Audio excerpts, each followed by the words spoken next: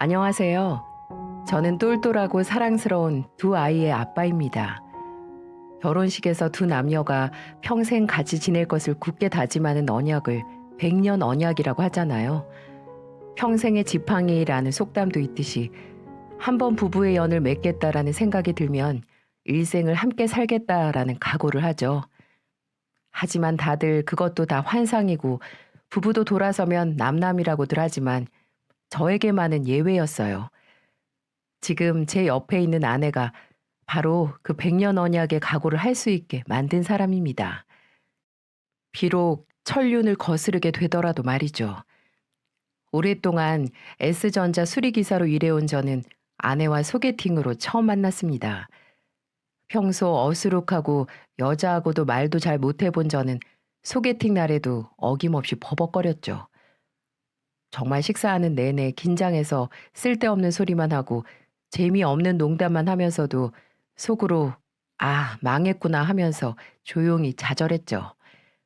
하지만 아내는 저의 실없는 말에도 웃고 공감해 주는 따뜻한 사람이었습니다. 오히려 저와 개그 코드가 맞는 것 같다고 웃는데 '와 정말 이 여자다.' 이런 느낌이 바로 오더라고요. 혹시 소개팅 나오신 거 후회하는 건 아니시죠? 네? 제가 왜 후회를 해요? 아, 처음엔 S전자 다니냐고 물어보다가 수리기사라고 하면 실망하는 사람들 많이 봐서 혹시 수진 씨도 조금 실망하셨나 해서요. 제가 그런 걸로 왜 실망을 해요. 주선자한테 동훈 씨 직업 다 듣고 나왔는데요. 동훈 씨 너무 자신감이 없는 거 아니에요? 수리기사도 다 기술직인데 꿀릴 게 뭐가 있어요. 아내는 정말 알아갈수록 진국인 사람이었어요. 제가 어려서부터 형하고 많이 비교당하고 차별당하면서 살았거든요. 공부 잘하고 잘난 형 그림자에 매번 가려서 어둡게 살다 보니 마음에 곰팡이가 핀 거죠. 아내는 저의 그 못난 부분을 다 감싸 안아주고 오히려 저도 모르는 저만의 장점을 찾아주는 여자였습니다. 아내는 오랫동안 보험회사에서 전화 상담원으로 일을 했는데 스트레스가 많은 일임에도 불구하고 저에게 지치고 힘든 내색 한 번 한 적이 없었어요. 그냥 이런 사람도 있고 저런 사람도 있는 거지 하면서 넘기는 묻어남과 강철 정신력을 지닌 사람이라 존경스러웠습니다. 그런 아내와 3년 동안 안정적인 연애를 하고 제가 30 후반, 아내가 중반쯤 되었을 때 결혼에 골인했어요. 세상 긍정적이고 열심히 사는 이 여자가 평생 부정적인 생각을 하지 않게끔 해주고 싶었습니다. 넘치도록 풍족하게는 아니더라도 둘만 함께 있다면 부족한 거 없게 살고 싶었죠.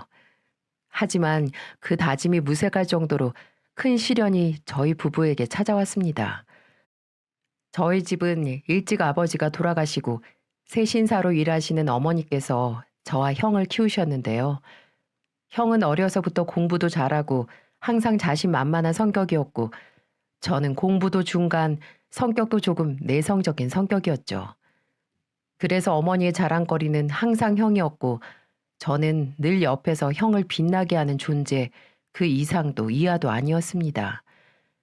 다른 사람들이 저희 형제를 보며 형만한 아우 없다라고 하는 건 참을 수 있었지만 제가 제일 힘들었던 건 어머니께서도 저와 형을 차별하셨던 거였어요. 저와 형이 결혼 상대를 데려왔을 때도 예외는 아니었습니다.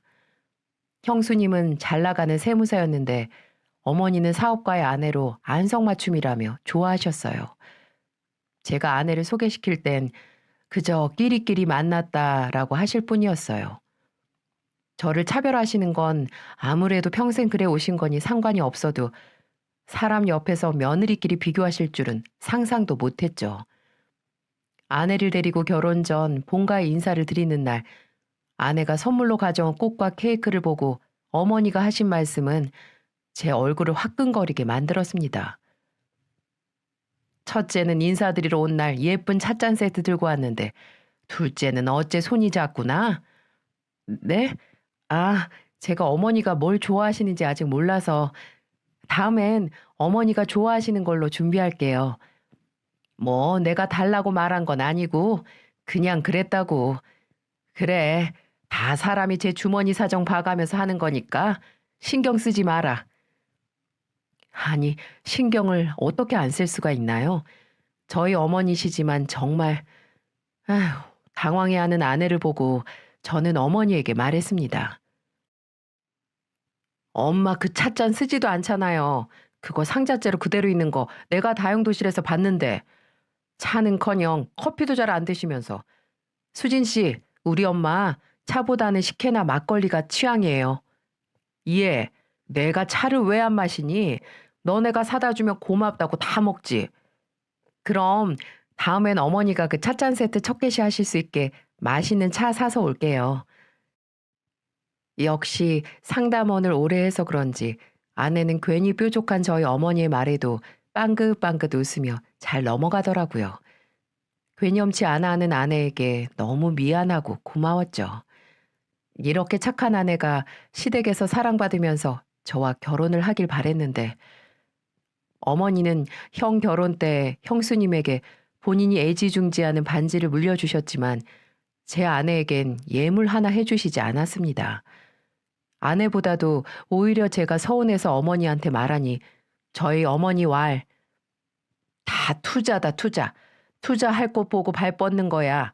돈 잘 버는 세무사 며느리한테 잘해주는 거랑 상담사 며느리한테 잘해주는 거랑 나중에 콩고물이 어디가 더 떨어지겠니? 속물 같은 속내를 감추지도 않는 어머니의 말에 질려버렸습니다. 저야 어려서부터 어머니한테 차별을 당해서 해탈했다 치지만 그래도 남의 집 딸인 며느리에게는 다르겠지 했는데 헛된 생각이었죠. 제 결혼 이후로 어머니에게 더 큰 기대는 전혀 갖지 말아야겠다 싶었어요. 결혼 후에도 가끔씩 어머니를 뵙고 함께 식사하는 자리를 가져도 어머니 입에선 형네 부부 이야기가 끝이 없었죠. 예, 너 보험일 하는 거 말이다. 그거 종훈이 처 앞으로 네가 보험 좋은 거 있으면 몇 개 들어줘라. 네? 형님 보험 들어야 하신대요? 아니, 바쁜 애가 그런 거 챙길 정신이 어디 있겠어. 네가 알아서 잘 빠진 걸로 몇 개 해줘봐. 아, 어머니, 그게 제가 알아서 들 수가 없는 게 일단 전 상담원이기도 하고요. 전문 설계사한테 제가 맡긴다고 해도 형님이 이미 든 보험도 있을 테고 개인정보도 필요하고 돈 빠져나가는 계좌도 제가 알아야 하잖아요. 돈? 예, 그건 네가 내줘야지. 그게 다 네 실적 아니니?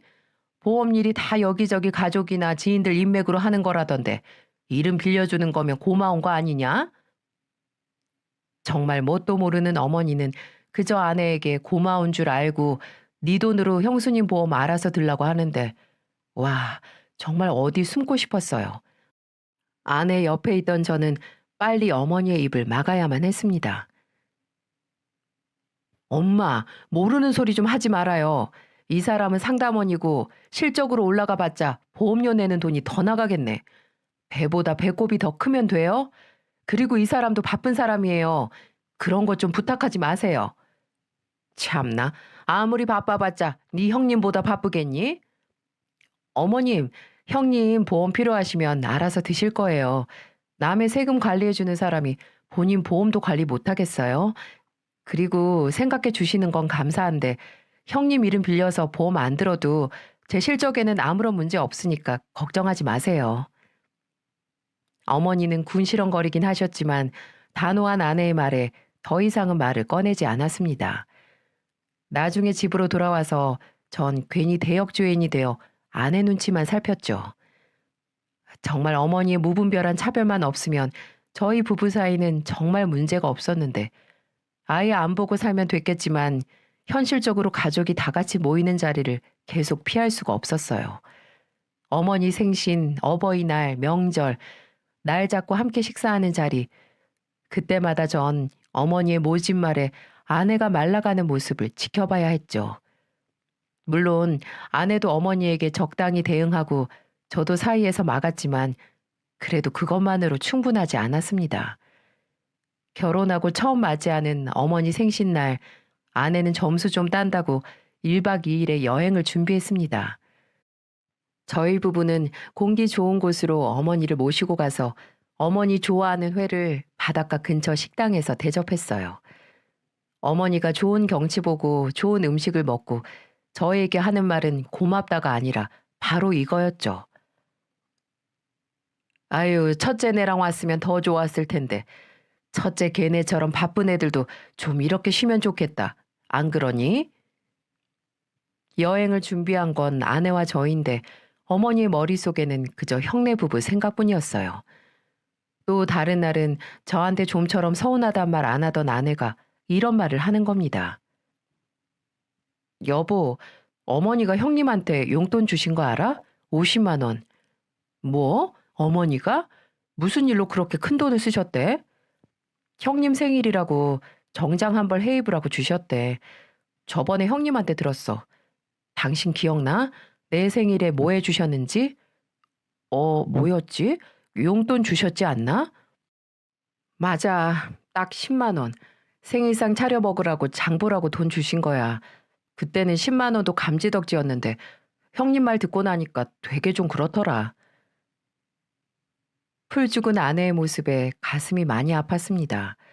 상담 일을 하며 어떤 모진 고객을 상대하더라도 꺾이지 않는 아내가 어머니의 차별 대우로 인해 고통받는 걸 보면서 저도 함께 힘들더라고요. 또 한 번은 아내가 형 부부와 어머니를 모시고 외식을 한 날 집에 돌아와 저에게 시댁 가기 너무 힘들다고 하더군요. 저는 그날 별다른 일이 없어서 영문을 모른 채 왜 그러냐고 물었죠. 근데 알고 보니 외식 후에 어머니 집으로 가서 함께 후식을 먹을 때 당연하게 아내 혼자 과일을 준비했다고 하더라고요. 근데 이게 한두 번이 아니라 결혼하고 쭉 언제나 아내 혼자 주방에서 과일이나 커피, 차를 준비하고 그건 모두 어머니가 당연하게 아내에게만 시켰다고 하더라고요. 어찌나 제가 미안하던지 남자라서 그런지 제가 너무 무심했던 거죠. 과일 깎는 게 작은 일이라도 계속 한 사람한테만 시키면 당연히 빈정상하죠. 그 이후로는 조금이라도 아내가 차별당하거나 혹사당하는 걸 놓치지 않고 돕거나 어머니의 횡포를 막기 위해 노력했습니다. 웬만해선 가족 행사도 참여를 안 했어요. 좋은 일을 해도 잘못한 게 없어도 듣기 좋은 소리 못 들을 게 뻔하니까요. 아내도 저처럼 어머니의 차별에 이골이 나 있는 상태였지만 최대한 피하면서 살자고 단념한 상태였어요. 하지만 제 자식들이 그것 때문에 피해보는 건 정말이지 못 참겠더군요. 어머니는 형수님과 아내가 임신을 했을 때부터 그 지긋지긋한 차별을 하셨습니다. 형수님이 임신하셨을 땐 낳기만 하면 본인이 봐준다는 말을 입에 달고 사셨는데 아내가 임신했다고 했을 땐 그저 애 낳으면 일 계속할 거냐 안 할 거냐 이런 질문만 하셨고요. 아내가 둘째 가졌을 때 임신 소식 듣고는 사람 속을 또 뒤집으셨죠. 여보세요? 엄마, 저예요. 수진이 둘째 가졌어요. 둘째? 아이고, 얘, 뭐하러 덜컥 임신을 했냐? 그냥 종훈이네처럼 하나 낳아서 잘 살지. 무슨 말이 그래요? 애가 생겼으면 축하할 일이지. 우리가 당장 기울어지는 집도 아닌데요. 형편 생각해서 나, 형편. 난 모르겠다. 너희가 알아서 하는 거지. 나중에 애 봐달라고 늙은 애미 고생만 시키지 말거라. 안 해요, 안 해. 엄마도 혼자 아들 2명 키우셨잖아요. 저희는 둘이니까 더 잘 키우겠죠. 더는 못 들어주겠어서 저렇게 말을 하고 끊었네요. 그 이후로는 정말 애 낳고 몇 번 어머니 얼굴 보고 지긋지긋하게 돌아오는 명절 기념일에도 잠깐 생사 확인하는 수준으로 인연을 이어왔습니다. 하지만 정말 어느 장단에 춤을 추라는 건지 덜 예쁜 자식이 얼굴 안 보여준다고 또 말이 나오더라고요. 어머니는 명절 기념으로 형네 부부와 애들 데리고 찜질방으로 가족 나들이를 가자고 하시는데 저희 부부가 가고 싶겠냐고요. 일단 명절에도 출장술이 갈 수도 있다고 둘러대고는 아내에게 말했죠. 아내는 좀 갈등하더니 그전에도 몇 번 시댁으로 오라는 호출을 피했으니까 이번엔 가자고 하더군요. 아내가 단호하게 가자고 하니 저도 선택지가 따로 없었죠. 하지만 그날 그런 대형 사건이 터질지 그때까지는 상상도 하지 못했습니다. 어머니의 바람대로 명절날 형네 부부와 그리고 저희 가족은 크기로 유명한 대형 찜질방에 갔습니다. 서로 달걀도 까먹고 식혜도 마시면서 삥 둘러앉아서 땀 빼는 게 나쁘지만은 않더군요. 어머니께서 입만 여시지 않는다면 말이죠. 동훈아, 요즘 일은 어떠냐? 할만해? 형은 일한 지 몇 년째인데 지금 물어. 할만하니까 계속 하는 거지. 종훈아, 얘한테도 너 지금 하는 거 말 좀 해줘라. 아, 형한테 투자해서 동훈이도 득보면 좋지 뭐. 투자? 무슨 투자? 아, 이번에 너희 형이 새로 한다는 건데. 아유, 난 암만 들어도 모르겠다. 암튼 요즘 투자자들 만나러 다니느라 바빠. 너도 돈 모은 거 있으면 형 말 듣고 한번 맡겨봐. 엄마, 이거 푼돈으로 하는 거 아니에요. 지금 투자자들 죄다 억대는 기본이야. 동훈이가 그럴 돈이 어딨어요? 그러니 그러게 돈 좀 저축해 놨으면 좀 좋아. 형이 사업도 크게 하는데 거기서 돈 불리면 너도 좋은 거지. 이거 확실한 거란다. 내가 너희 형 말 믿고 목욕탕 일도 그만두잖니. 엄마, 일 그만뒀어요?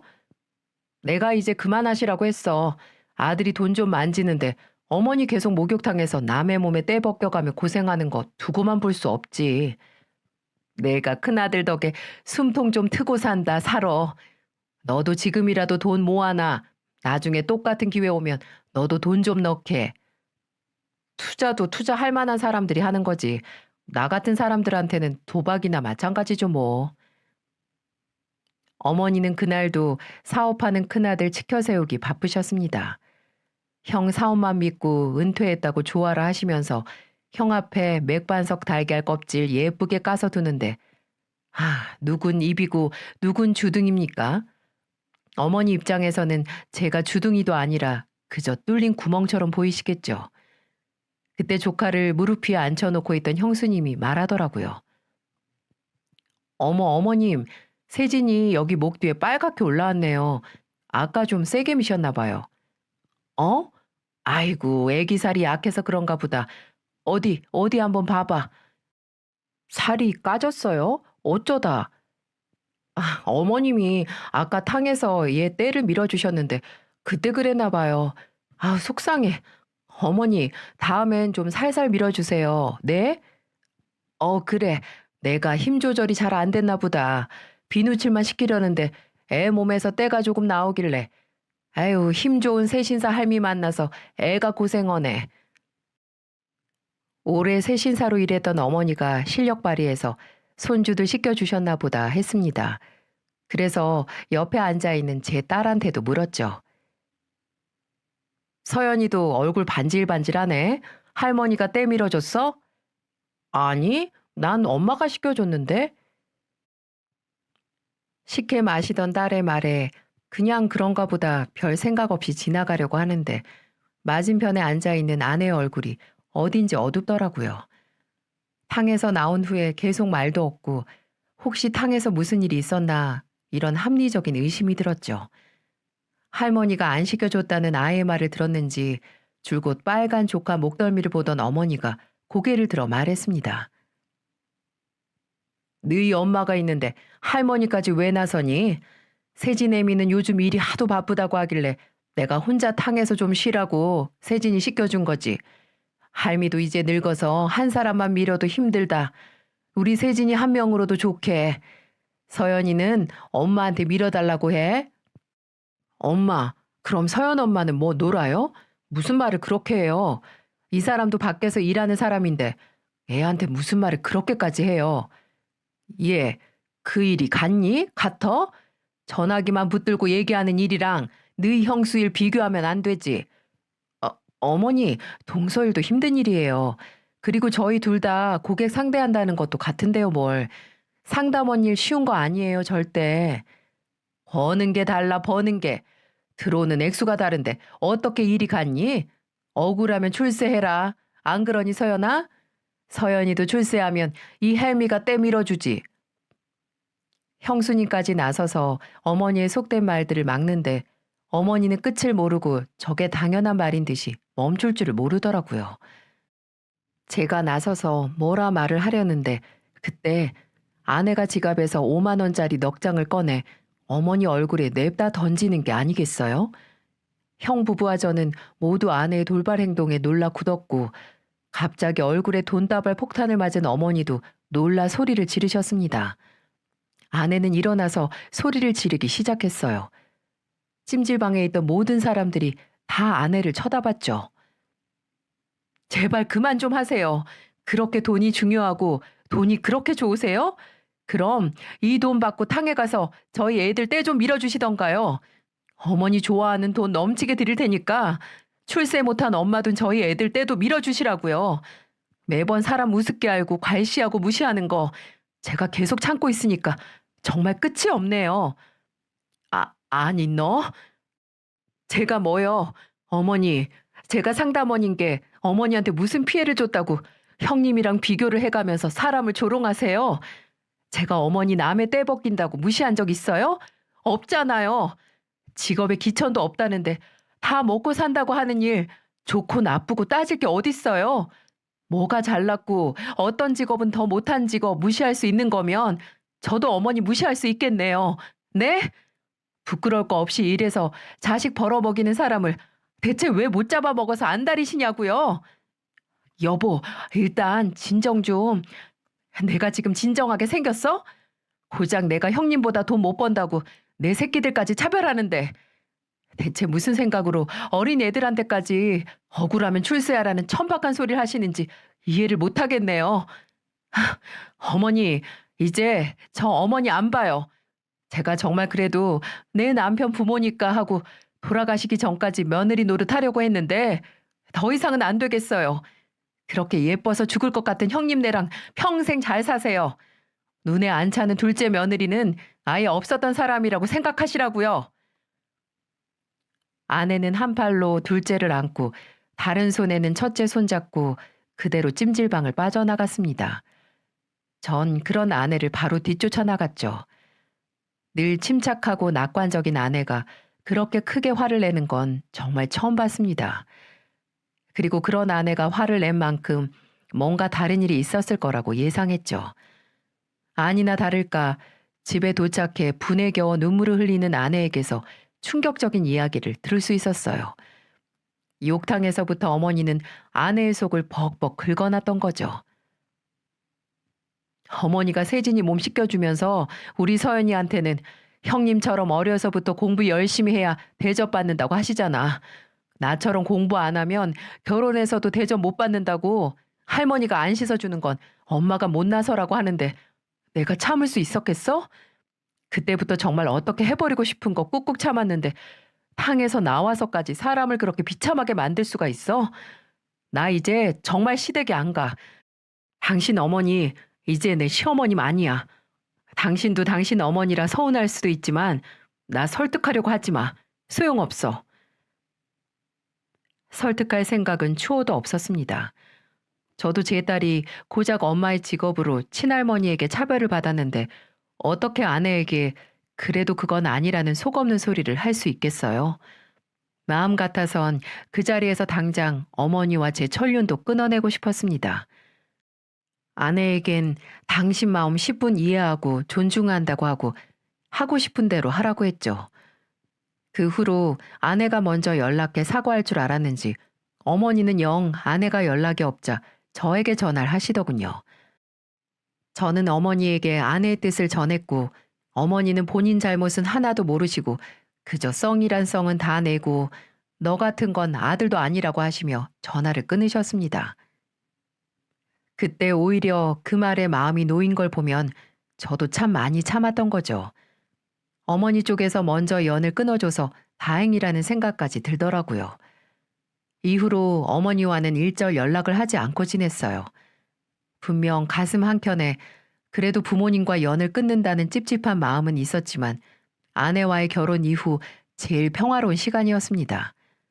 하지만 그 평화도 잠시 몇 달 뒤부터 어머니에게 계속 전화가 오기 시작했어요.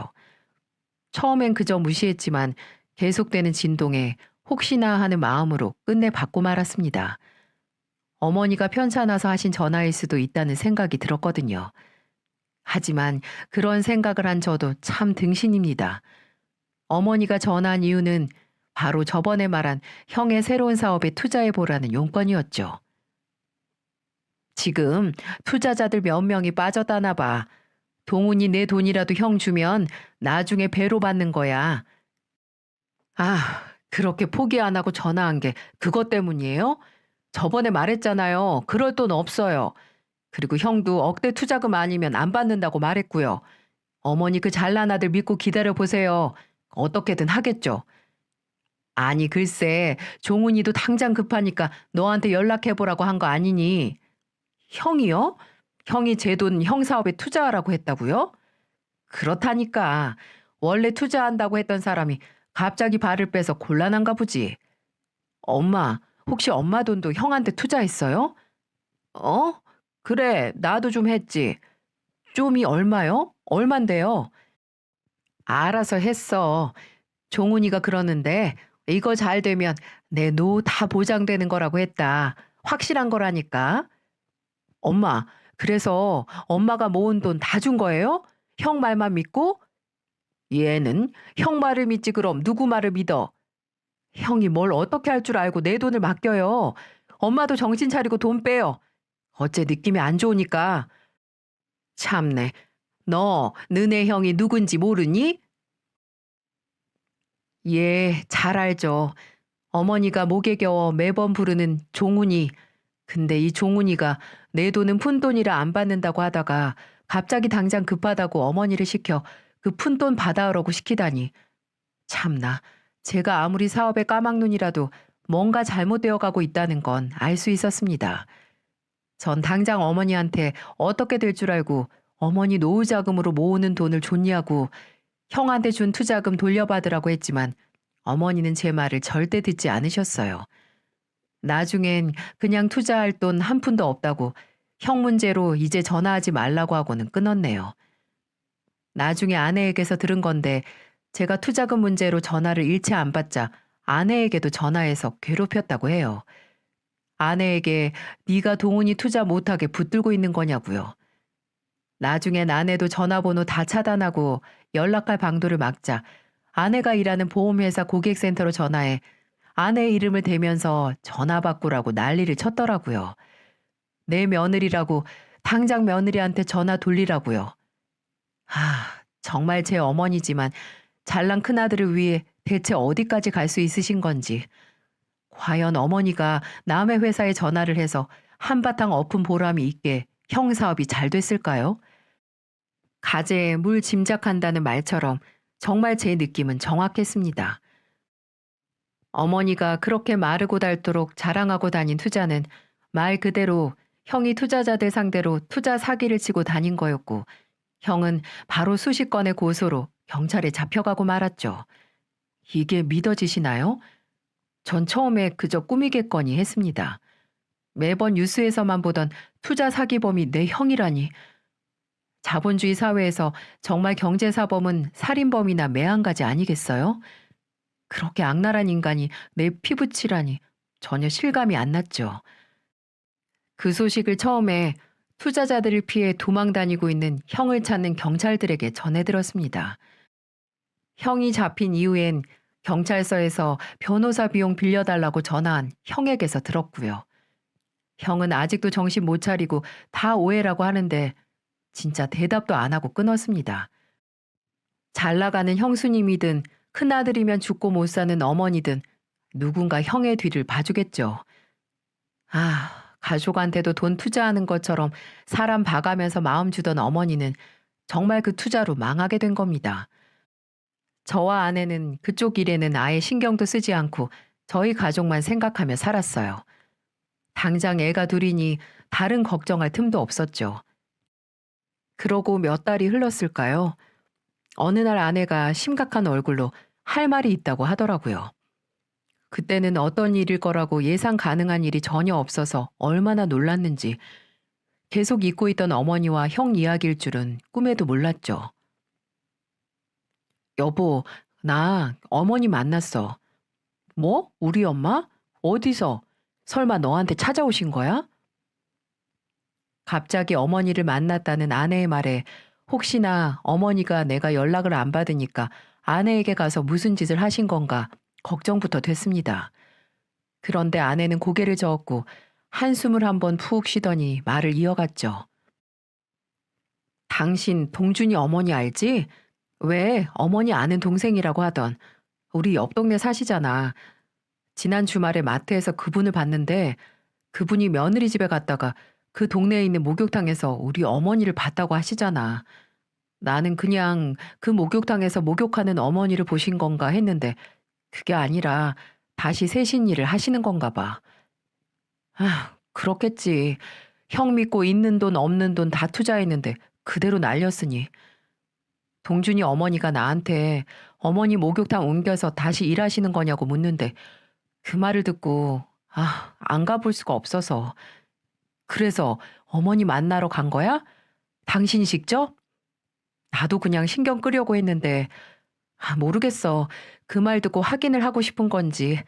그래서 동진 어머니한테 물어봐서 갔지. 아내는 그날 어머니를 만나러 간 이야기를 제게 해줬습니다.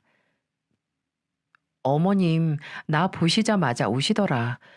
두 손에 떼수건 끼고 우시는데 솔직히 너무 불쌍했어. 예전에 나한테 어떻게 대했든 인간 대 인간으로 그 모습이 너무 불쌍해 보이는 거야. 아주버님 지금 감옥에 계신데 투자 사기로 투자자들 투자금 다 까먹어서 징역 2년인가 받았다고 하시더라. 형님은 그 소식 듣고 바로 잠수 탔대. 믿겨져? 심지어 세진이도 어머니 집에 두고 없어졌대. 사무실도 비웠다는데 찾을 수가 없다고 하더라고. 어머니가 준 반지도 들고 갔다고 울면서 말씀하시는 거야. 그리고 모아둔 돈도 다 아주버님이 까먹어서 빈털터리 신세인데 세진이까지 떠안았으니 일 다시 시작한 거지. 난 그냥 어머님 확인하러 간 거라 옷도 안 벗고 들어갔어. 근데 어머니가 나 옷 벗으라고 본인이 그간 못 해준 거 하겠다고 하는데 참 내가 됐다고 거절하니까 갑자기 자기 관절염이다 디스크다 몸이 남아나질 않는데 애까지 키워야 한다고 너무 힘들다고 하시는 거야. 에휴 힘드시겠지. 왜 안 힘드시겠어. 이제 나이가 70도 넘는 양반인데. 그리고 우리랑 다시 잘해보고 싶다고 자기가 돈에 눈 멀어서 그랬다고 미안하다고 하시는 거야. 본인이 못 배워서 그랬다고 제발 한 번만 봐달라고 다시 받아달라고 하시는데 나 그냥 뿌리치고 나왔어. 거기서 무슨 말을 해야 할지 모르겠어서. 그리고 나 혼자만 결정할 일도 아니고 솔직히 정말 세상에서 제일 미운 사람이라서 예전엔 어떻게 되던 내 할 바 아니라고만 생각했다. 근데 막상 다 늙어서 돈 잃고 어린 손주 키워야 한다고 하니까 아예 모른 척하는 게 맞는 건가 싶더라고. 말을 마친 아내는 슬며시 제 손을 잡더라고요. 나는 어머니 안 봐도 돼. 아니, 안 볼 거야. 우리 애들도. 근데 혹시라도 나중에 당신이 후회할 일 생길까봐 그게 걱정돼. 당신이 어려서부터 어머니가 어떻게 한지 내가 다 아는데 사람 일이 모르는 거잖아. 당신 나중에 어머님 돌아가시고 장례식에서 평생 나한테 못하더니 꼴 좋다. 이럴 수 있어? 아니잖아. 당신 어머니니까. 당신 선택에 따를게. 모시고 사시는 건 힘들겠지만 혹시 다시 연락을 하고 싶으면 나한테 미안해할 필요 없고 내 눈치 안 봐도 된다는 소리야. 그리고 당신이 앞으로 안 보고 살겠다고 해도 당신한테 손가락질할 사람 하나 없으니까 걱정하지 말고 뭘 선택하든 당신 마음이야. 아내는 상황이 안 좋아진 어머니가 나중에 돌아가시고 나서 제가 후회할 걸 걱정하고 있었습니다. 100% 확실한 게 어디 있겠어요? 지금까지 저와 저의 가족을 남보다 못하게 무시한 어머니, 단호하게 안 보고 살 수 있지만 막상 어머니 돌아가시고 나서 제가 어떻게 느낄지는 모르는 거니까요. 정말 제가 너무 미련한 걸까요? 평생 어머니한테 형하고 비교만 당하다가 그 잘난 형한테 사기 맞고 모은 돈 다 잃고 비참한 신세가 된 어머니를 도와야 한다는 마음이 생기는 게 제가 다 못나서 그런 걸까요? 제게 모든 결정을 맡기겠다는 아내의 말이 고마우면서도 한편으로는 부담스럽기도 했습니다. 이건 정답이 없는 문제라고 생각했거든요. 아내의 말을 듣고 정말 많이 고민했습니다. 정말 비참한 말이지만 전 정말 어머니 사랑을 못 받고 자랐거든요. 제 이름보다 어머니한테 많이 들었던 말이 "네 형 좀 본받으라" 일 정도로 비교를 많이 당하고 자라서 원망도 참 많이 했어요. 근데 그 부모 자식이라는 천륜이라는 게 대체 뭔지 눈에 보이는 것도 아니면서 사람을 이렇게 답답하게 미치게 하다니. 그렇게 며칠을 고민했을까요? 전 결정을 내렸어요. 일단 결과가 어떻게 되던 어머니를 만나기로요. 일단은 만나서 이야기를 해봐야겠다고 생각했습니다. 어머니가 일하는 목욕탕 앞 국밥집에서 어머니를 기다렸어요. 무슨 이야기를 해야 할지, 뭘 물어볼지 머리가 깨질 정도로 고민을 하던 중 식당 문이 열리고 어머니가 들어왔습니다. 어머니는 마지막으로 본 모습과는 확연하게 차이가 날 정도로 살이 빠졌더군요. 아예 반쪽이 되어 있었어요. 삐죽거리며 제 앞에 앉은 어머니도 쉽게 입을 못 여시고 그건 저도 마찬가지였죠. 두 사람 앞에 놓인 국밥이 다 식어갈 때쯤 제가 먼저 입을 열었습니다. 엄마, 옛날에 내가 첫 월급 받은 걸로 엄마 용돈 드렸을 때 기억나요? 그때 그 돈으로 엄마가 형 구두 사줬죠? 일할 때 꼭 신으라고.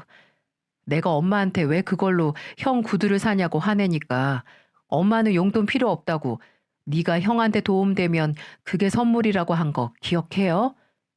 난 그때 알았어요. 엄마가 나한테 원하는 건 잘난 사업가 형한테 장애물 되지 말고 도움되는 거구나. 그게 내 역할이구나 했어요. 동훈아, 내가 그렇게 엄마한테 지금이라도 투자금 빼라고 해도 엄마는 그저 형 말만 믿었고 그래서 이 지경까지 왔잖아요. 매번 나한테 본받으라고 했던 형 말 믿고. 근데 엄마 큰아들 지금 어디 있어요? 감옥에 있잖아요, 감옥에. 아, 난 솔직히 어차피 감옥 갈 형을 위해 내가 지금까지 비교당하고 차별당해 왔다고 생각하면 너무 화가 나요. 두 번 다시 엄마 얼굴 보고 싶지 않을 정도로요. 내가 미안하다, 동훈아. 이 애미가 못나서 성공에 눈이 멀어서 그랬어. 호강시켜준다는 말만 믿고 내가 눈이 멀어서 그랬어, 동훈아. 내가 너무 미안하다. 엄마, 솔직히 아직도 모르겠어요. 내가 엄마를 용서하고 싶은지 아닌지. 그냥 나한테는 시간이 좀 필요하다는 건 알겠어요. 그러니까 일단 알아서 살고 계세요. 나중에 제가 먼저 연락할 때까지. 동훈아, 난 저 갈게요. 저는 일방적인 통보를 하고 손 한 번 안 댄 국밥과 흐느끼는 어머니를 뒤로한 채 식당을 나갔습니다. 이 사연을 보내는 이 순간까지 아직 어머니에게 연락을 안 한 상태입니다. 정답이 어디 있겠어요. 아내는 옆에서 그저 당신이 정말 원하는 게 뭔지 알아보라고 하는데 혹시라도 어머니에게 다시 연락을 했다가 과거와 같은 일로 상처받을까 봐 두렵기도 하네요. 어쨌든 형은 출소를 할 테고 어머니가 예전처럼 다시 형과 절 비교 안 할 거란 보장도 없고요. 제가 몇 날 며칠을 이 문제로 씨름하니 아내는 한 가지 제안을 해왔어요. 일단 다음 달부터 소에게 생활비를 보내자고요. 얼굴은 안 봐도 되니 일단 마음만이라도 편하게 정말 소액만 보내보자고요. 세신사 일은 계속 하셔야겠지만 그래도 손주 돌보면서 여윳돈 조금이라도 생기면 한숨 덜 테니까요. 그런 다음에 혹시라도 내가 어머니를 용서해드리고 싶거나 아니면 얼굴 안 보고 사는 걸 택하던지 하라고요. 만일 제가 어머니에게 돈 보내는 걸 후회하는 것 같고 돈을 보내도 마음이 불편하다면 아내 본인이 돈 보내는 걸 멈출 수 있게 도와줄 테니 일단 조금이라도 마음만이라도 편할 수 있게 보내자고요. 정말 이제는 뒷걸음질 칠 곳이 없는 전 아내의 제안을 받아들이기로 했죠. 일단 다음 달부터 보내보도록 하기로 했어요. 조카도 좀 있으면 학교에 들어갈 나이라서 조카를 생각해서라도 보내는 게 제 마음이 편할 것 같아서요. 지혜로운 여인을 얻으면 천군만마를 얻는 것보다 더 큰 축복이란 잠언 아시나요? 아내가 없었더라면 전 몇 년을 고민만 했을 겁니다. 이게 현명한 선택이든 아니면 그저 미련한 선택이든 일단 결정을 내렸다는 것만으로 마음의 평화를 얻은 기분입니다. 본인에게 정말 잘못한 사람을 위해 저에게 조언을 해준 아내에게 고맙습니다. 아직까지 저도 제 선택이 어떤 결과를 가져올지 전혀 예상이 되지 않습니다. 아내를 보면 분명 부부 사이에 정답이 존재하는 것 같은데 제 어머니와 저를 보면 부모 자식 간에는 정말 답이 없는 것 같습니다. 제가 잘하고 있는 걸까요? 부디 제 이야기를 들어주신 현명하신 여러분께서 피와 살이 되는 질타와 응원을 해주시길 부탁드립니다.